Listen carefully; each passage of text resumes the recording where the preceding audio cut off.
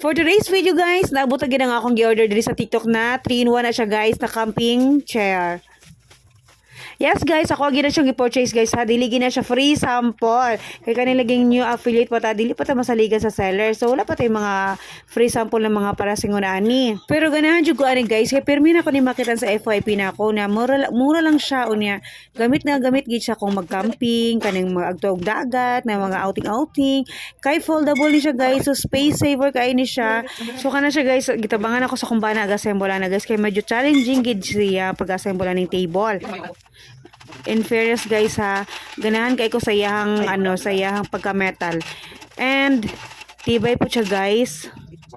So naka-idea din mi ana guys nga dapat iunahon di anang sa babawaan ng table ag assemble before nimo siya patong-patong dira sa kanang bakal na yung stand.